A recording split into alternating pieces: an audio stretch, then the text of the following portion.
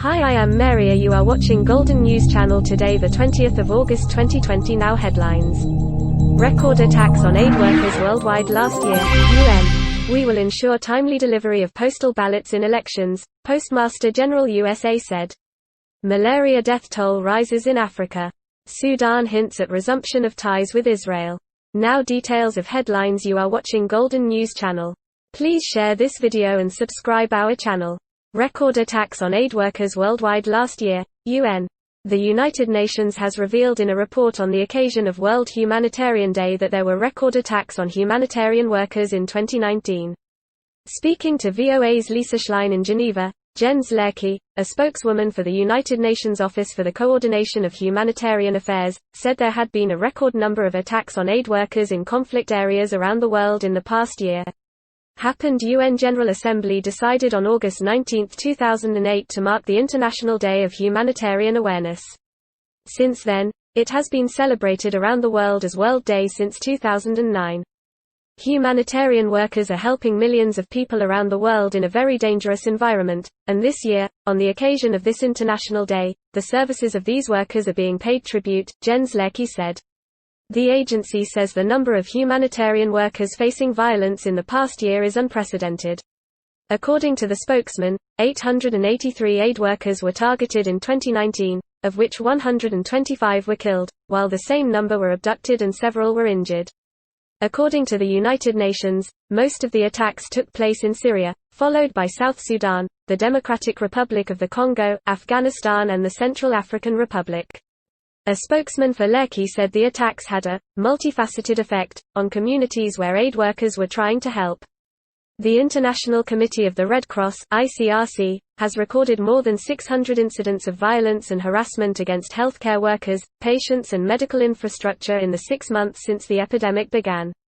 We will ensure timely delivery of postal ballots in elections, Postmaster General USA said. The U.S. Postmaster General has said that in the presidential election to be held in November this year, the votes sent by post will be delivered to the election officials in a timely manner.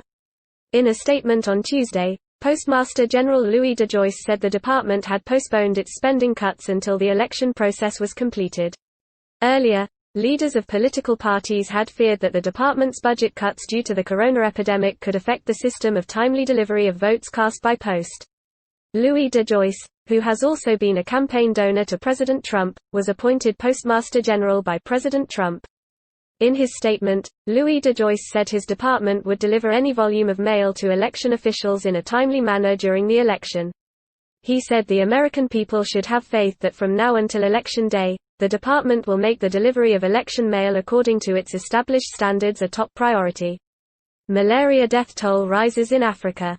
Health experts warn that the burden on health facilities caused by the coronavirus could increase the number of deaths from tuberculosis, malaria and HIV/AIDS patients in Africa as they seek access to the necessary treatment. Can't access. See more in this report. Sudan hints at resumption of ties with Israel. Sudan and Israel have said they are very close to a peace deal. However, a Sudanese foreign ministry spokesman confirmed this and the caretaker foreign minister denied it. According to the Associated Press, Sudanese foreign ministry officials say their government is going to finalize a peace deal with Israel. Sky News Arabia quoted Sudanese foreign ministry spokesman Haider Badawi Sadiq as saying that there was no reason for Israel and Sudan to continue their hostile attitude. The spokesman said he would not deny that talks had taken place between the two countries. On the other hand, Sudan's caretaker foreign minister Omar Kamaruddin Ismail has said that he is surprised by the statement of the spokesman of the ministry Haider Badawi and he does not have the authority to make such statements.